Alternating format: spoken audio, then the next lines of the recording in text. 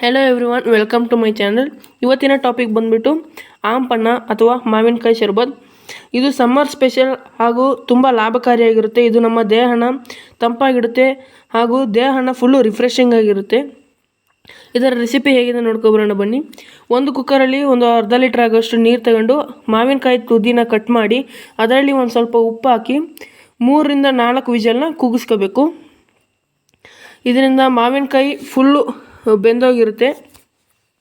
ಮಾವಿನಕಾಯಿ ಬೆಂದೋಗೋವರೆಗೂ ಒಂದು 3ರಿಂದ 4 ವಿಜಲ್ ಕೂಗಿಸ್ಕೋಬೇಕು. 3ರಿಂದ 4ನೇ ವಿಜಲಿಗೆ ಮಾವಿನಕಾಯಿ ಬೆಂದಿರುತ್ತೆ.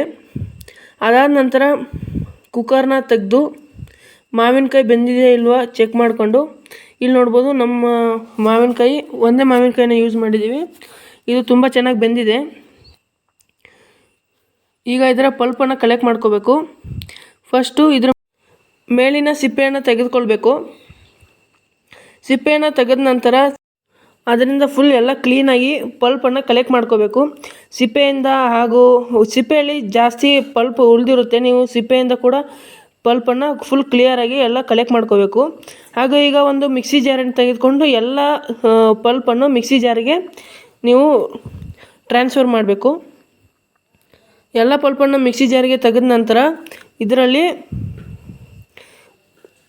ಸಕ್ಕರೆ ಒಂದು 3ರಿಂದ 4 ಕಪ್ ಸಕ್ಕರೆನ ಹಾಕ್ಕೋಬೇಕು.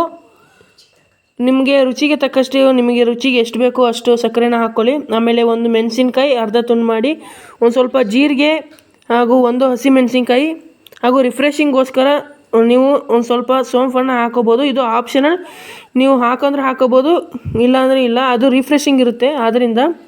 ಹಾಗೆ ಒಂದು ಸ್ವಲ್ಪ ರುಚಿಗೆ ತಕ್ಕಷ್ಟು ಉಪ್ಪನ್ನು ಕೂಡ ಹಾಕ್ಕೊಳ್ಳಿ. ಈಗ ನೋಡ್ಬೋದು ಇದ್ರದ್ದು ಸ್ಮೂತ್ ಪೇಸ್ಟ್ ಬಂದಿದೆ. ಎಷ್ಟು ಸ್ಮೂತ್ ಪೇಸ್ಟ್ ಬಂದಿದೆ ನೋಡ್ಬೋದು. ಈಗ ಇದನ್ನು ಸ್ಟೋರ್ ಮಾಡೋ ಪ್ರೊಸೆಸ್ ಹೇಗೆ ಅಂತ ಹೇಳ್ಕೊಡ್ತೀವಿ. ಇದು ಆಂಪಣ್ಣ ಆಗಿ ರೆಡಿ ಆಗಿದೆ. ಈ ಸ್ಟೋರಿಂಗ್ ಪ್ರೊಸೆಸ್ಸಿಗೆ ಹೋಗೋಣ.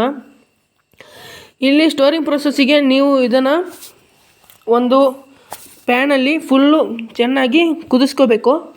ಇದು ಟ್ರಾನ್ಸ್ಫಾರ್ಮೆಂಟ್ ಅಥವಾ ಟ್ರಾನ್ಸ್ಲೂಸೆಂಟ್ ಆಗೋವರೆಗೂ ನೀವು ಕುದಿಸ್ಕೋಬೇಕು. ಇಲ್ಲಿ ನೋಡ್ಬೋದು ನಮ್ಮ ಆಂಪಣ್ಣ ಈಗ ಒಂಥರ ಟ್ರಾನ್ಸ್ಪರೆಂಟ್ ಆದಂಗೆ ಆಗಿದೆ.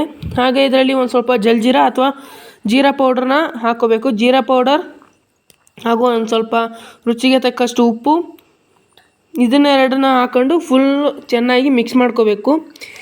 ಇದು ನೀವು ಎಲ್ಲ ಮಿಕ್ಸ್ ಮಾಡಿ ರೆಡಿ ಆದ ನಂತರ ಒಂದು ಗ್ಲಾಸ್ ಜಾರ್ ಅಥವಾ ಗ್ಲಾಸ್ ಕಂಟೈನರ್, ಏರ್ ಟೈಟ್ ಕಂಟೈನರ್ನಲ್ಲಿ ಸ್ಟೋರ್ ಮಾಡಿ ಇಡ್ಬೋದು. ಇದನ್ನು ಫ್ರಿಜ್ಜಲ್ಲಿ ಇಟ್ಟರೆ ನೀವು ಒಂದು 3ರಿಂದ 4 ತಿಂಗಳವರೆಗೂ ಆರಾಮಾಗಿ ಬರುತ್ತೆ. ಹೊರಗಡೆ ಇಟ್ಟರೆ ಹಾಗೆ 2-3 ತಿಂಗಳು ಬಂದೇ ಬರುತ್ತೆ. ಈಗ ಆಂಪಣ್ಣ ರೆಡಿ ಮಾಡೋದು ಹೇಗೆ ಅಂತ ನೋಡೋಣ. ಫಸ್ಟಿಗೆ ಒಂದು ಗ್ಲಾಸಲ್ಲಿ 2 ಚಮಚ ಅಷ್ಟು ನೀವು ರೆಡಿ ಮಾಡಿರುವ ಮಿಕ್ಸ್ಚರ್ ಅಥವಾ ಆಂಪಣ್ಣವನ್ನು ತೆಗೆದುಕೊಳ್ಬೇಕು. 3ರಿಂದ 4 ಐಸ್ ಕ್ಯೂಬ್, ಒಂದು ಸ್ವಲ್ಪ ಚಿಲ್ಲಾಗಿರಲಿ ಅಂತ 3ರಿಂದ 4 ಐಸ್ ಕ್ಯೂಬ್ ಹಾಕೋಬೇಕು. ಅದಾದ ನಂತರ ಚಿಲ್ಡ್ ವಾಟರ್, ಇಲ್ಲಾಂದರೆ ನೀವು ನಾರ್ಮಲ್ ವಾಟರ್ ಕೂಡ ಹಾಕೋಬೋದು.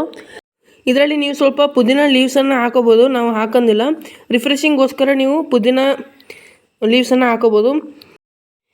ಈಗ ನಮ್ಮ ಇನ್ಸ್ಟೆಂಟ್, ಕ್ವಿಕ್ ಹಾಗೂ ಟೇಸ್ಟಿ ಆಂಪಣ್ಣ ರೆಡಿಯಾಗಿದೆ. ನೀವು ಕೂಡ ಇದನ್ನು ಮನೇಲಿ ಟ್ರೈ ಮಾಡಿ ನೋಡಿ, ತುಂಬ ಟೇಸ್ಟಿಯಾಗಿರುತ್ತೆ. ಇದು ಸಮ್ಮರ್ಗೆ ಫುಲ್ಲು ಚಿಲ್ಡ್ ಆಗಿರುತ್ತೆ. ಒಂದು ಸತಿ ಮನೇಲಿ ಟ್ರೈ ಮಾಡಿ. ನಮ್ಮ ಚಾನಲ್ನ ಸಪೋರ್ಟ್ ಮಾಡಿ, ಲೈಕ್ ಮಾಡಿ, ಶೇರ್ ಮಾಡಿ, ಸಬ್ಸ್ಕ್ರೈಬ್ ಮಾಡಿ. ಹಾಗೂ ನಿಮಗೆ ಈ ರೆಸಿಪಿ ಹೇಗೆ ಅನಿಸ್ತು ಅಂತ ಕಮೆಂಟ್ಸಲ್ಲಿ ತಿಳಿಸಿ. Thank you friends.